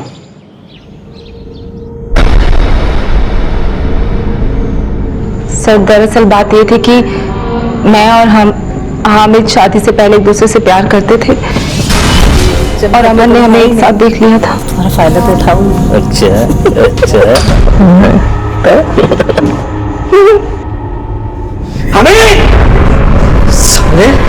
क्या कर रही है? अमन ने मुझे हामिद से दूर रहने के लिए कहा,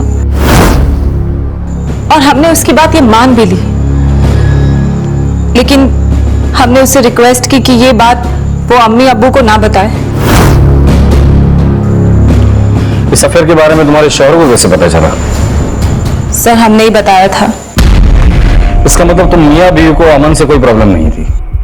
नहीं सर, लेकिन हामिद को थी। हामिद आज भी मुझे उसी नजर से देखता है, और अमन को दिन रात गालियां देता रहता है। सर, हमें तो लगता है कि हामिद ने ही अमन को मारा होगा, शायद अपनी खुंदक निकाली है उसने। शक की सुइयां हामिद और शादाब पर ही नहीं थी। आतिफ के दामाद फैजल और बेटी शाहना भी शक के दायरे में थे। लेकिन अब कुछ ऐसा होने वाला था जो इस केस की थ्योरी फिर से बदलने वाला था।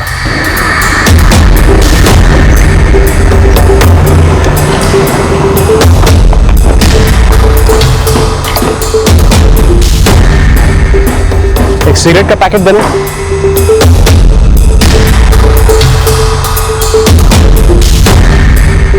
फैजल भैया, ये तो नकली नोट है। नकली? ये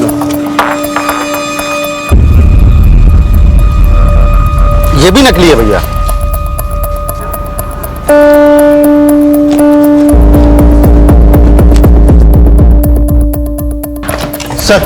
सर हामिद और शादाब के खिलाफ तो कुछ खास नहीं मिला, लेकिन इतना जरूर पता चला है कि अमन का नंबर जिस IMEI नंबर पे एक्टिव था वो फोन ड्यूल सिम था, और सर उसके दूसरे IMEI नंबर पर उसका दूसरा नंबर भी एक्टिव था।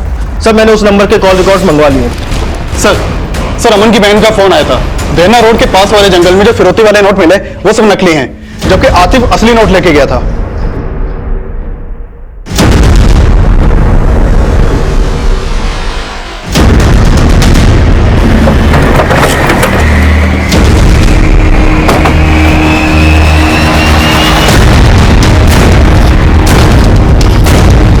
सर सारे नोट नकली हैं। सर ये सच है कि अमन हमें पहले भी बेवकूफ बनाकर पैसे ले चुका है। इस बार भी वो अपना नया बिजनेस शुरू करने के लिए हमसे पैसे मांग रहा था। तभी तो पहले हमें ऐसा लगा कि ये बस उसका एक खेल है। अब नहीं लग रहा है ये खेल है उसका? सर ये कोई बहुत बड़ा गेम है सर। ये भी तो बड़ा गेम है। लाश माजिद की मिली है और अमन गायब है। सर हमें ये बिल्कुल यकीन नहीं होता कि हमारा बच्चा ऐसा कुछ कर सकता है। बच्चा जब हाथ से निकल जाए ना तो कुछ भी कर सकता है। सर जिस घर में वो ब्लड वगैरह मिला था उस ब्लड की फॉरेंसिक रिपोर्ट आ गई है। वहाँ जो भी ब्लड सैंपल मिले फॉरेंसिक रिपोर्ट के हिसाब से वो एक ही इंसान के हैं। यानी ये तो कंफर्म है कि वहां पे मर्डर हुआ है, और ये भी कि वहां पे किसी को किडनैप करके भी रखा गया था। लेकिन सर आसपास कोई लाश तो नहीं मिली थी। एक काम करो, आसपास के थाने में पता करो कि उन्हें कोई लावारिस बॉडी मिली है या नहीं, क्योंकि अगर मर्डर हुआ है तो बॉडी भी जरूर छुपाई गई होगी। सर अमन और माजिद एक साथ गायब हुए, लेकिन वीडियो मिली सिर्फ माजिद की, डेड बॉडी भी माजिद की मिली। कहीं ऐसा तो नहीं ये सारा खेल अमन का रचाया हो? अगर ये सारा खेल अमन का रचा है तो कोई तीसरा भी इसमें शामिल होगा। इस अमन की कुंडली निकालो, कहां कहां जाता था, किस किस से मिलता था, सब पता करो। Okay sir. सर एक बात और है, हमने आपको बताई नहीं है। बोलो। अमन की एक गर्लफ्रेंड है लखनऊ में। गर्लफ्रेंड? जी, मेरे ससुर के दोस्त आयुब खान की बेटी, जरीन नाम है उसका। जरीन के अब्बू से भी मिलो, जरीन को पता हो अमन का। मेरे ससुर को लग रहा था कि अमन उसी के साथ होगा, लेकिन अब ये सब पता चल रहा है तो ऐसा लग रहा है शायद जरीन को सब मालूम होगा अमन का। जरीन का एड्रेस है? जी।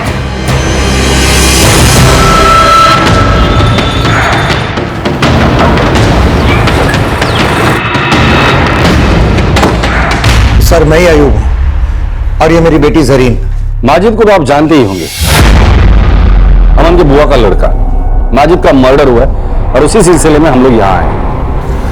क्या माजिद का मर्डर? हमें शक है कि माजिद का मर्डर करके अमन गायब हो गया है और शायद आप लोगों ने अमन को पनाह दे रखी है। सर आप क्या कह रहे हैं? ऐसा कुछ भी नहीं है। हमें तो ये भी नहीं पता कि अमन गायब है।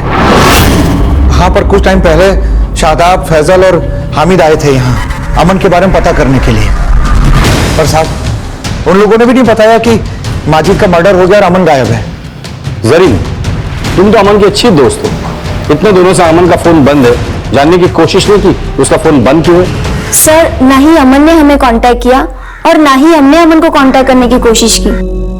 सर जरूर आप लोगों को कोई गलतफहमी हो रही है, हमने और अब्बू ने उसे पनाह नहीं दे रखी है।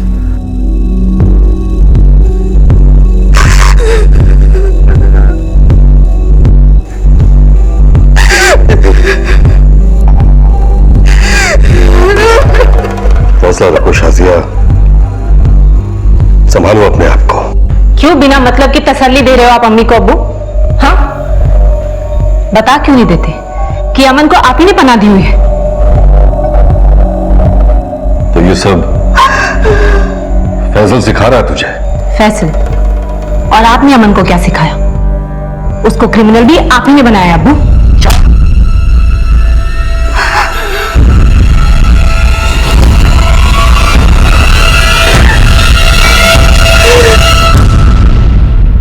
सर अमन के दूसरे नंबर के कॉल रिकॉर्ड से पता चला है कि जरीन पहले उसके दूसरे नंबर पे कॉल किया करती थी। हो सकता है जरीन अभी भी उसके कांटेक्ट में हो। त्रिपाठी जरीन और उसके अब्बू दोनों पे नजर रखो। एक तरफ जरीन और उसके अब्बू पर नजर रखी जा रही थी, वहीं पुलिस इन्फॉर्मर्स के जरिए उन 40 लाख के नकली नोट बदलने वालों के सिरे भी ढूंढे जा रहे थे। 40 लाख के नकली नोटों का मामला है। पता कर अपने एरिया में कौन है। सर जरीन लखनऊ में कुकिंग क्लास करने जाती है, लेकिन अक्सर वो वहां से बंक करके कहीं और जाती है। हमारे कांस्टेबल उसका पीछा करने की कोशिश कर रहा था, लेकिन पता नहीं चल पाया कि वो कहां जाती है। शायद ये वही जाती होगी जहां अमन हो। नजर रखो इस पर। ये जरीन ही है जो एक न एक दिन हमें अमन का लीड देगी। Okay sir.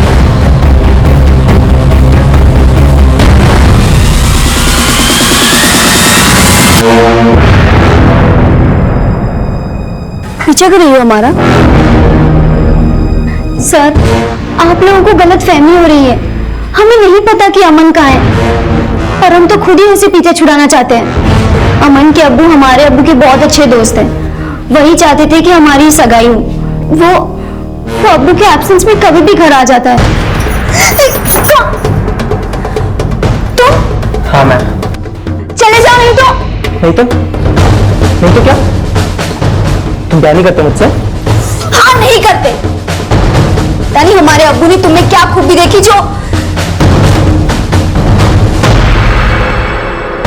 तो अमन तुम्हें पसंद नहीं था, इसलिए सबसे पहले उसे गायब किया और फिर मरवा दिया। क्या मरवा दिया? अमन मर गया? हाँ, माजिद के साथ साथ अमन भी मर चुका है। उठाकर लेकर आओ इस जरीन को। सीधे सीधे पूछते हैं माजरा क्या है। सर एक इंफॉर्मेशन मिली है। बोलो सर। सीतापुर पुलिस को उनके एरिया में एक लड़के की डेड बॉडी मिली है, और उसके कपड़ों के पास से अमन के कॉलेज की आईडी भी मिली है। क्यों मारा उसे?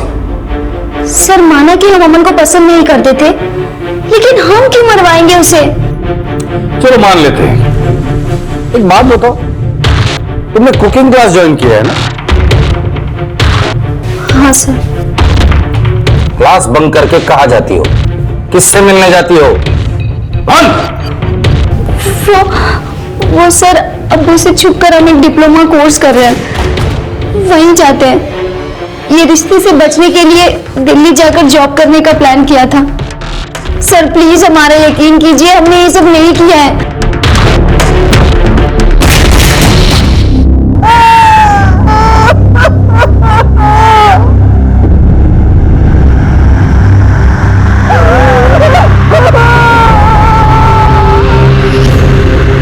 वो लाश हमें सुरखाब तालाब में काफी सड़ी गली हालत में मिली थी। कुछ दिनों पहले हमें एक ऐसे घर का भी पता चला जो काफी दिनों से बंद पड़ा था, और इस घर में किसी को किडनैप करके भी रखा गया था, और इसी घर में काफी मात्रा में ब्लड भी मिला है। वैसे ये घर का है जिसके बारे में आप बता रहे हैं?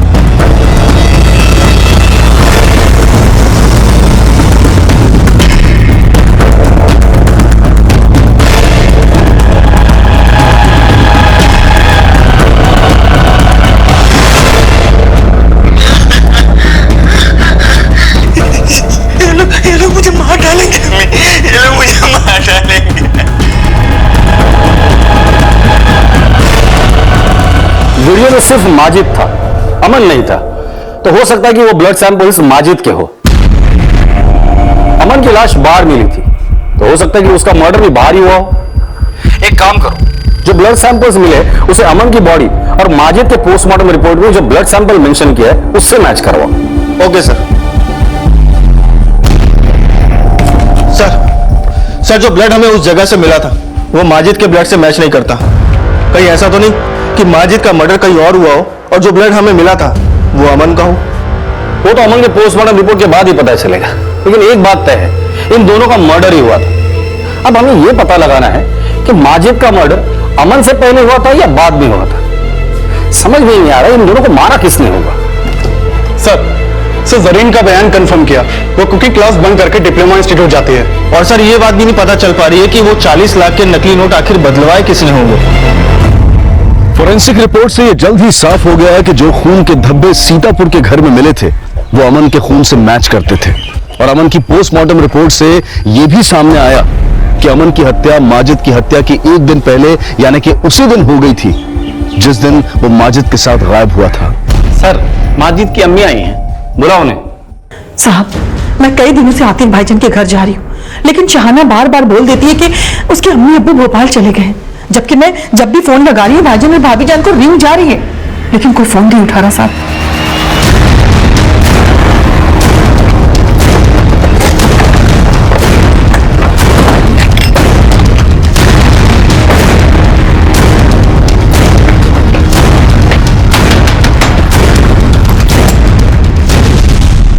तुम्हारे सास ससुर कहाँ है? सर वो साइन कर दो फिर हम तुम्हें छोड़ देंगे। ये आवाज कैसी? कुछ नहीं सर। सर कोई नहीं है वहां पे। सर सर मेरी बात सुनो सर। सर छोड़ेंगे नहीं, सुन लो, साइन करके दो हमें। क्या चल रहा है ये सब? ये सब खोलो इन्हें। क्या चल रहा था यहां पर?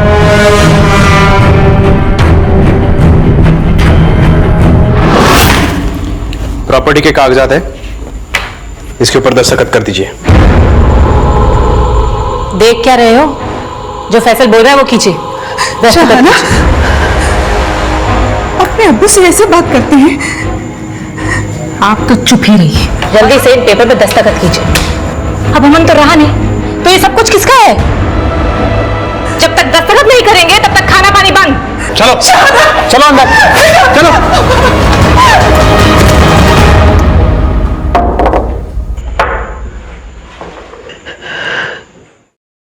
मैं अपना किया हुआ ही भुगत रहा हूं।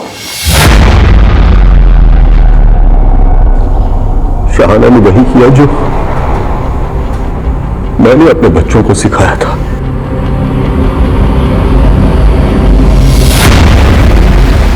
मुझे किसी के खिलाफ कोई शिकायत दर्ज नहीं करनी है सर। आपको भले ही शिकायत दर्ज नहीं करनी हो, लेकिन माजिद और अमन का मर्डर केस अभी तक सॉल्व नहीं हुआ है, जो हम करके ही रहेंगे। ले चलो इन्हें।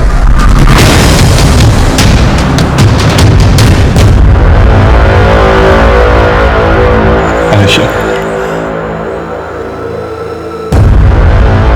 मैंने तुझे और माजिद को हमेशा इतना जलील किया है कि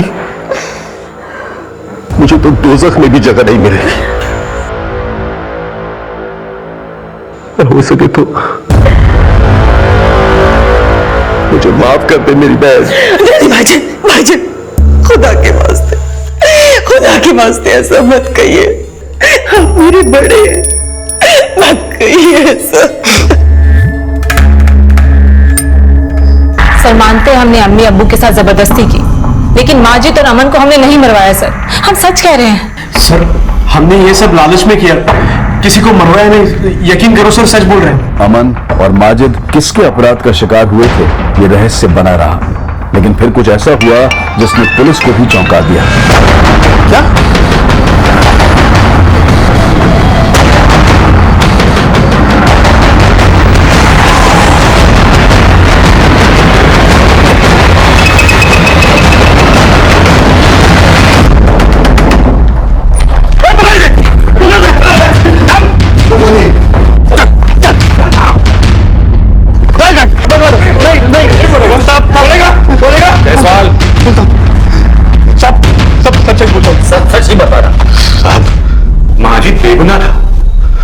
उसने ना अमन का मर्डर किया था और ना ही कोई फरेब।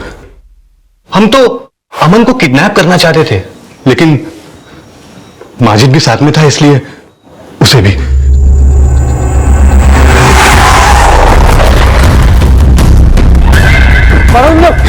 अम्मी, अम्मी हमें बचा लो। माजिद का वीडियो बनाने के बाद हमने अमन का मर्डर किया। लेकिन प्लान अगर अमन को मारने का था तो माजिद के किडनैपिंग का वीडियो क्यों बनाया था? साहब वो साहब, अरे साहब उसने कुछ नहीं किया साहब। अमन ने जीना हराम कर दिया था हमारा, और उसको शायद ही उसके बाप ने। अमन जब 12 साल का था ना साहब, तो हमारे अब्बू ने यूं उसे समझाने के लिए कुछ कहा, तो उस अमन के बाप ने पीछे। और तू शादाब, एक बात हमेशा याद रखना, सिर्फ मैं नहीं, अमन भी तुम लोगों का मालिक है। वो नासूर बन चुका था, 7 साल तक उसके ताने सुनता रहा साहब। वो मुझे रोज जलील करता था, मैं सब सहता रहा, लेकिन एक दिन उसने सारी हदें पार कर दी साहब।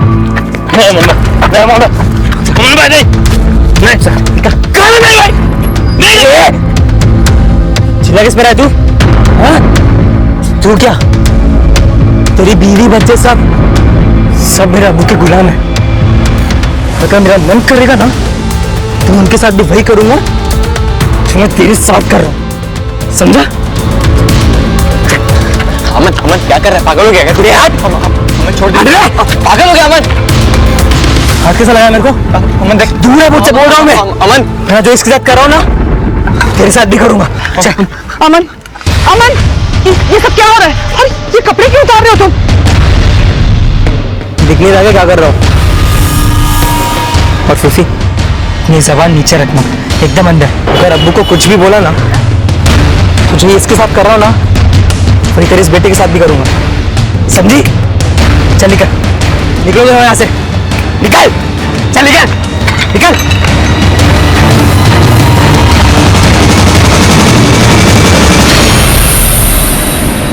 अमन भाईजान के हाथ से निकल चुका था, लेकिन भाईजान अमन के खिलाफ एक लफ्ज सुनना नहीं चाहते थे। और मुझे माजिद के लिए डर लगने लगा। मैं जब माजिद को अमन के साथ देखती थी, तब मुझे वही बात याद आती थी। और जब अमन के साथ माजिद कभी रहकर घर वापस लौटता, तो मैं माजिद के जिस्म को देखती थी कि मेरे बच्चे के जिस्म में कोई खरोच तो नहीं, कोई निशान तो नहीं। आखिर एक माँ डर के साए में कब तक जीती? इसलिए अपने मुंह बोले भाई कैसर के हाथों अमन को मरवा दिया आपने। हाँ, मरवा दिया, क्योंकि उसकी हैवानियत अब रुकने वाली नहीं थी। और उसकी हैवानियत को रोकने का बस यही एक तरीका था, उसकी मौत। जिस दिन अमन को मैं मरवाने वाली थी, उस दिन वो अपने साथ माजिद को भी ले गया। और कैसर के हाथ भी उन्हें अमन के साथ साथ हमारे माजिद को भी उठा लिया। और मजबूरन मुझे ये सब नाटक करना पड़ा, और फिर माजिद को भी अपने से दूर रहने के लिए समझाना पड़ा। जो भी था अम्मी, लेकिन आपको ये नहीं करना चाहिए था। जानती हूँ बेटा कि मैंने गलत किया है, लेकिन ये करना बहुत जरूरी था बेटा। जरूरी ये था अम्मी कि आपको हमीद भाई और साबा चाचा को बहुत पहले ही आतिफ मामू और अमन के किए के लिए पुलिस के पास जाना चाहिए था, लेकिन आपकी इस गलती ने सब तबाह कर दिया। सही कहा था माजिद ने, तुम्हारी एक गलती ने सब तबाह कर दिया। उसने ये जिल्लत भरी जिंदगी जीने और खुद को हमारे हवाले करने के बजाय मौत को गले लगाना ज्यादा ठीक समझा।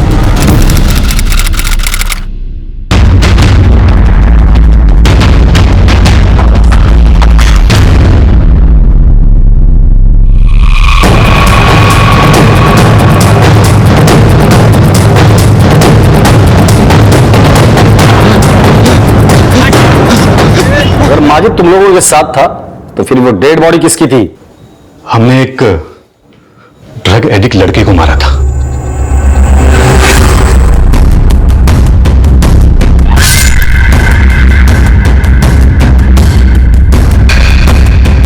तो उस बॉडी की शिनाख्त तो माजिद की अम्मी ने की थी। तो माजिद की अम्मी भी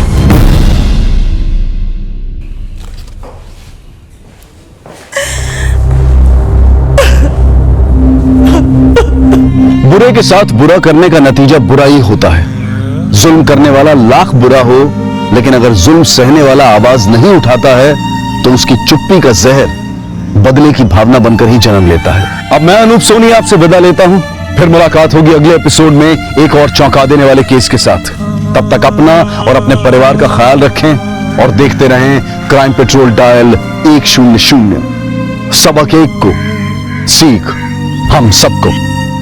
जय हिंद। इस तरह के और भी एपिसोड देखने के लिए हमारे चैनल को सब्सक्राइब करें और बेल आइकन दबाना ना भूलें।